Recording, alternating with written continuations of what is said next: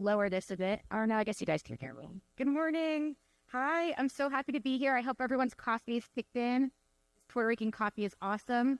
And again, this truly is the golden ticket. I am so appreciative to be here. So excited to kick this content off. I also want to just thank the unsung heroes of this AdFest, Nick, Lacey, and Rachel behind the scenes. I think a lot of us marketers know what goes into event planning. I swear it is harder than pulling off a Super Bowl spot. There are so many logistics that you have to take into account.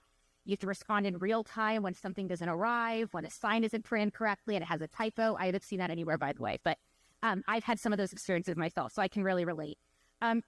So I'm really excited to be here to talk today about human intelligence. I know that AI is going to be coming up a lot. And it is a new and cutting-edge innovation that we as marketers are all very excited to engage and experiment with. However, I am by no means an AI expert. I look forward to some of the other panels and learning more about AI. But what I would say I am is an HI expert, a human intelligence expert. I have a pretty rigorous academic background in psychology and behavioral science, and experience applying that behavioral science and psychology lens across multiple brands and industries throughout my career. So my hope for today is that I can make a case study for you to start employing some quick win and scalable HI tactics across your brands and organizations. While not cutting edge technology, it is indeed timeless. What you'll start to understand is that humans are all much more similar than we realize, and we actually respond relatively predictably. And so if you can anticipate that response, just like the Ritz-Carlton seems to anticipate our needs here, you can really meet the needs of customers, surprise, delight, and retain them. Next slide. Here we go. Oh. But before I kick off, a quick who am I? Because one thing I also know from my psychology background is that when someone starts talking, you're all trying to kind of categorize me. What the Nth is a fractional CMO? What are all these brands next to her name? Is it possible she's actually engaging with all of them? The answer is yes, but that's not where my story started. So about 9 months ago, I left my job as the head of brand strategy and media at Pizza Hut. Learned a ton there, very competitive, commoditized category. But I ultimately had always wanted, I had an itch to embed myself across multiple organizations. I've been known to cold message CEOs and CMOs on LinkedIn with, have you thought about this idea? This trend is happening in culture. Your brand should jump on it. A lot of times people would respond to me. And so then I thought, why don't I just do this professionally and make this a real thing? So I essentially jumped ship from Pizza Hut and took a bet on myself and started my own brand advisory. And effectively what that means is I show up across organizations in 3 ways. One is a brand partner. So that's a brand advisor, a thought partner to CEOs and CMOs to anticipate trends, plan for long-term growth, and define and drive top-level initiatives. So that's kind of how I show up with the Ring brand. I'm sure you guys are familiar with Ring Doorbell, and actually Weight Watchers as I get them ready for winter diet season. I also operate as a fractional CMO, which is where I effectively assign a fraction of my time, and I serve as an interim leader for a few brands that are in a stage of transformation or in need of a temporary marketing leader to shake things up and reestablish some process, strategy, etc. So that's how I've been working with Maggiano's and Del Taco. And then I also sometimes just operate as an ace up your sleeve. So I have some clients that are just like, I need help unsticking a big problem. I know you think differently. You can typically spot opportunities. I have an interesting marketing lens, which I think you'll start to see in a bit because of my behavioral science and psychology background, which I hope to impart to you guys all today. So I'm just an ace up their sleeve, bring me in, let's tackle some opportunities, let's spot some opportunities, and let's drive some outcomes. And together, we just identify some low-hanging fruit and big rock opportunities that we can tackle together. These are ideas of low-hanging fruit and big rock, and I'm actually not going to play this video right now, but I'm very averse and allergic to just like consultant speak, like low-hanging fruit and big rock with nothing to actually back it up. So I wanted to actually show some examples, tangible examples of what that means. So you'll see this in the deck later, but I'm not going to kind of play this video now. But essentially, at Weight Watchers, I did a really cool partnership with Zoom where during the pandemic, it would send you a push notification to stand up every 15 minutes that was branded because everyone was sitting too long. And then low-hanging fruit is just optimizing some coupons. So we saw a really nice return on it, Del Taco. Okay, so back to human intelligence. Many people remark that I've had a pretty eccentric career path. They're right. It's been industry agnostic. I started off in entertainment at Discovery Channel, and I was at Bravo, so worked with all the Real Housewives and Vanderpump Rules. If anyone's a Bravo fan, come find me. We can chat about that. And that's really where you really got my appreciation for events. I was telling Rachel last night, pulling off events for the Housewives is no small feat. So I kind of have PTSD from events, and I have mad respect for people that coordinate them. Then I was at Weight Watchers. That's when we had just signed Oprah as our brand ambassador, so got to work really closely with her during the brand's transformation at that point. Now the brand is massively transforming again as they just signed on GLP clinic, so the category is changing a lot, and I'm really excited to help them dig in into how the brand's going to transform, but also stay relevant to their base. I was at Ring as the head of Alarm. Ring is the doorbell company owned by Amazon. They were launching their alarm product, so was there to kind of help launch that vertical for them. And then most recently, as you guys heard, I was at Pizza Hut. And so everyone says, isn't it so hard to go from industry to industry? It's hard to learn a new category. But what I always argue is there's actually one superseding similarity that enables me or anyone to work in any and every category. And that's understanding that we are all looking to connect with the same consumer. Yes, some people are looking to connect with a millennial, or some with a male-female, some with a female with eczema, some with a woman that's about to have a baby. Yes, but ultimately we're all humans. And our jobs as marketers are to connect with, motivate, and inspire action from humans. So with that, when it comes to humans, my academic background and my on-the-job experience has reinforced 4 things. 1, humans are more alike than different. 2, we are primarily irrational thinkers. As much as we want to believe we are rational, we are primarily irrational. And I will just show you in a minute how much of our thinking is irrational, instinctive, fast, versus thoughtful and concerted. Our human brain is hard-coded with a default operating system, how it perceives and responds to information. And we can all tailor our marketing efforts to work best with our default human operating systems to maximize our marketing returns. So truly, when I say operating system, I'm not kidding. It's not the iOS on your phone, but it is truly psychologically proven that neuroscientists say we have 2 operating systems. Daniel Kahneman, he actually won a Nobel Prize for this, outlining this for the behavioral psychology community. So system 1, we use 95% of the time. It's unconscious, it's fast, it's associative. Examples of using that system are last night when you walked across a puddle, you didn't think about it, you just stepped over it. System 1 is where you're looking at me and you're wondering about my outfit, how old I am, you've made some assumptions. You didn't intentionally do that, it just happened. Another system 1 is tying your shoe or seeing an ad in your Instagram feed and just feeling like that's cool.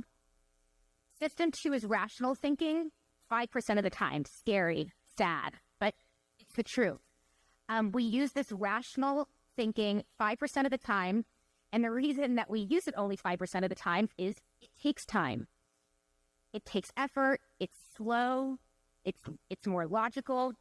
Examples of your rational thinking or system 2 are driving on a really windy road, reading an earnings report for a client, multiplying 17 by 24. Does anyone know what that is? 408. So those are examples of the 2 systems in play at all times. So understanding these 2 systems, I want to share what I believe to be the 8 most accessible and applicable psychology and behavioral science principles that take advantage of the system 1 operating system, because that's what consumers are using 95% of the time. So let's invest our effort in understanding and optimizing how we show up to work best with that system. So my hope is to make this super tangible so you can immediately start to think about how you can apply these concepts throughout your brands and businesses and start to see some real returns. So without further ado, I'm going to jump into 8 of these topics. And gotten a chance to meet some of you throughout my time here, and I've already started to think about how I can apply some of these to your brands. So get excited for some random brand mentions. Okay. So our first principle is we are social creatures, and this is social proof theory. So it is essentially a phenomenon where decision-making becomes credible because it is validated by the behavior of others. So you hear about this often, herd mentality. We're always looking for what others are doing to validate that's something we should do to do something, right? So this is an example of something I actually did for Pizza Hut. You can see here we had an original pan pizza, and we charged an extra $1.70 for that pan pizza. And we didn't really mix so high on it. And it was really profitable, though, because the cost of goods on our pan is the same as the cost of goods on all of our other pizzas. So it's pure profit. And I said, how can we get this to mix higher? So we put a most popular badge next to it because it was most popular during specific hours. And essentially, we mixed 17% higher when we just added that badge. So what that equates to is traditionally per day, we were moving, let's say, 100 pan pizzas. We were all of a sudden moving 117 pan pizzas per day. Multiply that per week, and we were driving an incremental $225 of profit per store per week. All just by adding that most popular badge. Because again, people are looking for that validation that this is most popular, this is what most people want, right? So think about how you can do that across your businesses or brands. The framing effect. This is another really interesting one. I say when you can't change the product or price, change the prism. So we draw a different conclusion about a product or a deal depending on how it is presented. So this I actually saw on one of my friend's brands that I was helping him with. He's got this skylight camera frame product, and I was like, the subscription, like how many people are attaching it to the subscription? This frame's pretty expensive. They understand the value of adding it. He's like, we have like about a 50% attach rate. I was like, have you ever dimensionalized the cost in per day? Because, I mean, you've seen like the SPCA does this a lot too. Like for only 11 cents a day, you can save a cat. And essentially, this really did start to drive a much higher subscription attach rate. Because again, he didn't change the price. He just changed the prism with how he presented it. And all of a sudden, people were able to justify, I spend $6 a day on coffee. Surely I can throw 11 cents towards getting the most features out of this product. So again, when you can't change the price or product, change the prism. Another way that I applied this on one of the brands, or when I was at Pizza Hut, is here you see at Pizza Hut, we had a pretty big value problem. You could never win on value, and value is what drives the category. So we had Domino's constantly, $7.99 large one-tops. We could never afford that. Our profitability just wouldn't work. Our economics didn't work for that. Then you had Papa Pairings, Papa John's at $6.99, and here we are trying to hawk a $12 pizza, and it's like, crap, we just can't win. So again, I said, how do we do a reframe? And so we launched a 50-cent topping initiative, and that drove a ton of sales. The reason being, everyone was talking in dollars, and all of a sudden we were talking in cents. So again, same pizza, but because I reframed it, I changed the prism, and I was no longer talking about dollars. I was putting a focus on the toppings that were in the 50 cents versus the dollar of the pizzas. We moved a lot more units. So again, didn't change the product, didn't change the price, just changed the frame. Prospect theory loss aversion. So this one is, we avoid pain more than we look to see acquire gains. So studies would show, and this is based on fMRI, so looking at actually like functional brain imaging, our brains perceive a lot more pain to lose, say, $1,000 than to win $1,000. So we are wired to avoid loss than to acquire gains. So what this makes me think of is, I feel like insurance companies are just like ripe to leverage this, right? Because I would probably lean into avoiding a loss of $12,900 by just investing $189 a month. So really priming that loss aversion to kind of jumpstart in someone's mind, because everyone is we always want to avoid loss. And so we are wired to avoid loss. Insurance policies are there to help us avoid loss, but how you can really kind of prime, ideally making this more salient, would benefit those industries greatly. And establishing operation, this is one of my favorite ones. And I actually texted Nick last night, Skechers is not here, so I can make this joke. They were supposed to come. Sucks for them. They're not here. So Skechers is not cool. Like, stop trying to make it. It's just not cool. Like, I would love to work with Skechers at some point. So, like, put it out there. Like, I'd love to crack the nut for them. Kind of like I think Tia did an entire brand turnaround. Like, if you would have told me when I was in high school that I'd be begging my husband to get me a Tia Telluride, I would have, like, said, get out of here. But now I, like, love Tia. So maybe there's hope for Skechers to come around. But anyway, Skechers is not cool. But what they are is convenient. And they leverage that, leveraging establishing operations. So establishing operation is essentially a condition of deprivation or aversion that temporarily alters the value of a particular reinforcer. Now, that's a mouthful. Let me explain. Okay, so there is essentially a condition at the airport of aversion. I hate taking off my freaking shoes, right? We all hate it. They know you hate it. And so they very smartly have put up this banner that promotes their hands-free step and go shoes while in a state of extreme aversion. So honestly, there is no way I would ever consider Skechers, except honestly, maybe I should buy them to wear to the airport, because there is an establishing operation that makes them actually relevant for me, because I would like to just slip in and go, just step and go, or whatever they say here. But I've actually noticed when you guys fly back to your respective airports, you'll see they've done a lot of airport takeovers, because God bless them, they're not cool, but they have probably found the one place that they are relevant, which is in an airport security line. And speaking of Tia, again, establishing operation. So a condition of deprivation or aversion that raises the value of a particular reinforcer. Another perfect example. This one is not based on an aversion, but this is a state of deprivation. Who is more deprived for something to do than someone that is waiting for their baggage? So this is me and my kids after getting off of a long flight back from New York. And would we ever really, like, study the nooks and crannies of a car? No. But we're waiting at baggage claim with nothing else to do. And so we were in a state of deprivation. We were deprived of other competing stimuli.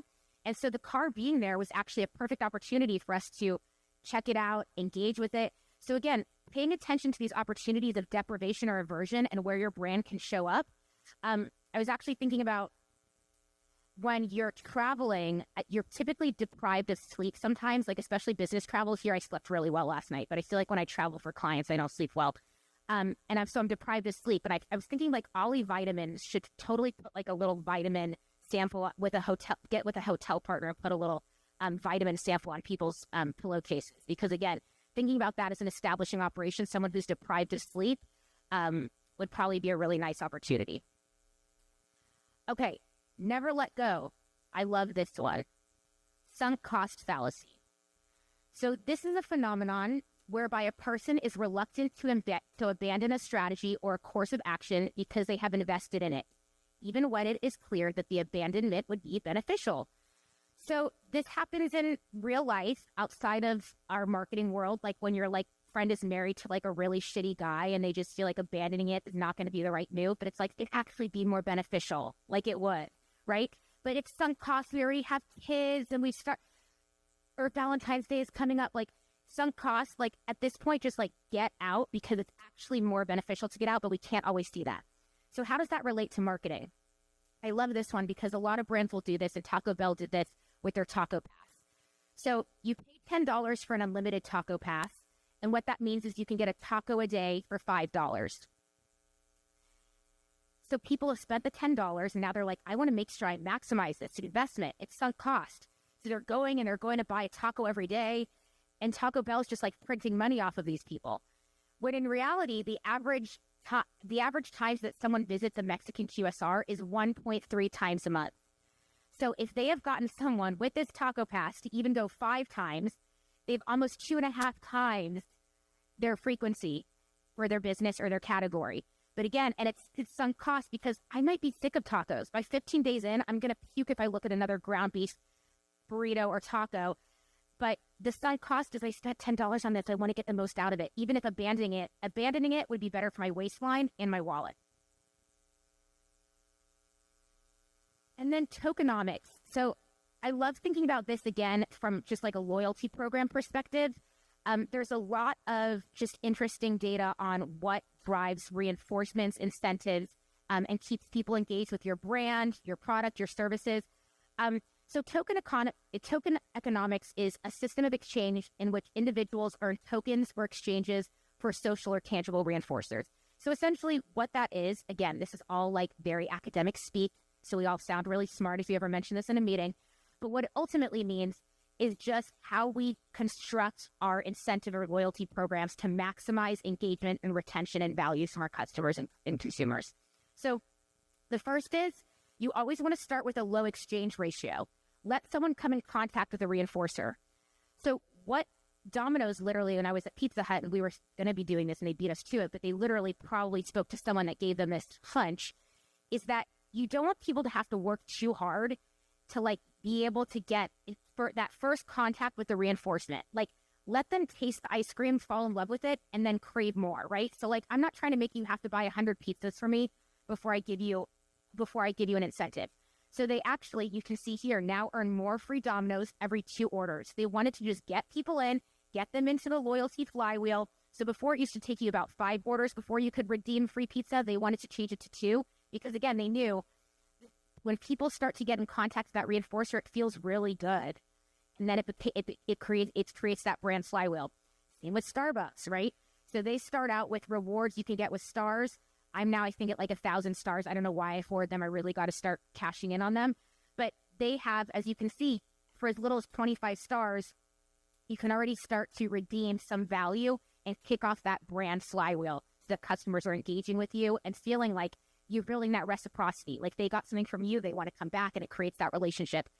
And then another really important one is to have backup reinforcers that are valuable to the unique customer. So that would be not what Del Taco did last year and what we are doing this year. Sorry, Eric. I don't know where you are. Where's my Del Taco fam? Oh, hi. I know that this wasn't your team, but not. But essentially, you're limiting yourself when you have a reinforcer that is super niche. So here we have these gift cards. When you got a gift card, you got a free size combo, small size combo meal. Then you got another 4 free small size combo meals. You don't know that people all like combo meals. So you're essentially limiting yourself. You want to have a lot of variety so that people can redeem for what's important to them. And you're not going to exclude interest or engagement. So again, this year we're doing spend 20, get $5, and it just feels more evergreen and more broad. And then finally, this is actually my last one, but this is a perfect example of something I just did with Maggiano's. So when I first joined the brand and I went and dined in at the North Park restaurant, the server came to me. He put bread on my table. He's like, "What can I get you to drink?" So I'm like eating all the bread, I'm drinking. Then he comes back 5 minutes later and he's like, "Do you want appetizers?" And I was like, pretty full. And this is a perfect example of deprivation and satiation. So I said, Maggiano's, we've got to change the steps of service. Like appetizers are valuable. They're check growers for us. They're great. They taste good. We want people to fall in love with our brand and have the full experience. So I said, I want to change the steps of service. And we've now changed them to where the server comes, he puts down the menu and says, "Hey, let me get your drinks and start thinking about what appetizer you want."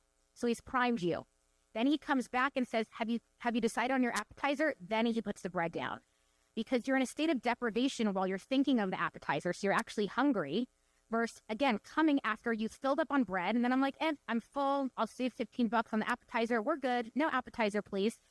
So this actually goes into effect with our operations team next week, so it'll be really exciting to see how we can leverage this as well. Just paying attention to the, again, whether deprivation, whether you're deprived or satiated, plays a role in how much and if a reinforcer is valuable to you. So we want to make the appetizer reinforcer more valuable, so I don't want to fill people up on bread. And with that, I hope you are satiated with this content. And it's been really fun to talk about all these principles. I live and breathe this stuff. I've probably read every behavioral economics book there is out there. If you ever want any recommendations to just like delve into this further, it's super interesting, super applicable. And I hope you guys also see just super accessible for how you can apply to your brands and businesses. So thank you so much. Find me. I would love to chat more. And thank you for having me.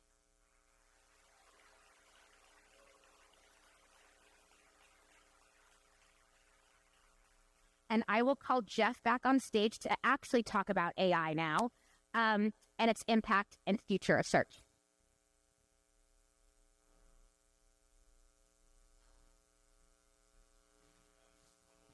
All right, sure. So yeah, questions for Talia. I feel like she's reading all that. And then There's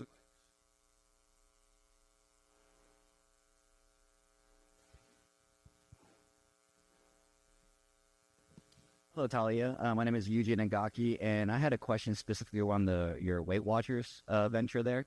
So I'm very passionate about health as well too, and right now I feel like there is a big war between like fast results versus taking your time and doing what you're supposed to do. So when it comes down to Weight Watchers, it's healthy way of eating, exercising versus something like Ozempic is what's on right now. So how are you currently tackling when it comes down to what I call speed versus consequences, where people are like, as long as it's fast enough, I don't care about the consequences. So how do you balance that out? yeah, I think it's interesting. I mean, I'm still definitely diving back into Weight Watchers. When I was there as the head of marketing 4 years ago, Ozempic wasn't around. So we were very much about like sustainable long-term weight loss. And that's what we hung our hat on. Now that Ozempic has entered the chat, we do have to play a role in that conversation and offer that as a potential solution. I think what we're going to probably look to do, and again, I haven't like totally dived in yet, is look to really categorize people and help them identify what product they want to lean into and try to guide them to the longer term, more sustainable option at first.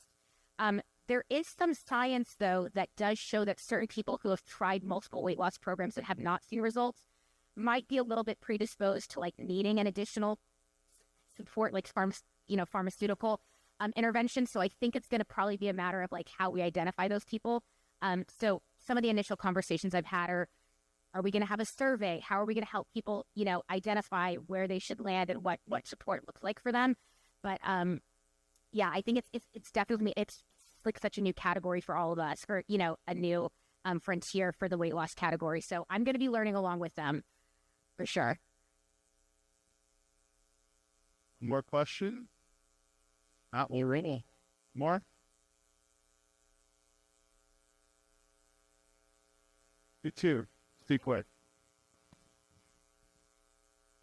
First of all, this is great. Thank you for going through all this.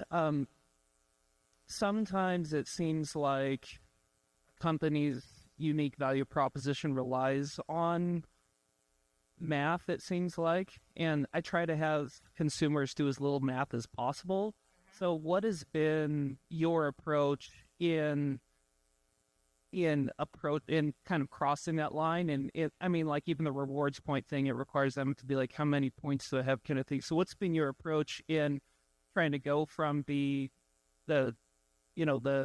emotional into that math a little bit, but still keeping it, still keeping them in emotion, if that makes sense?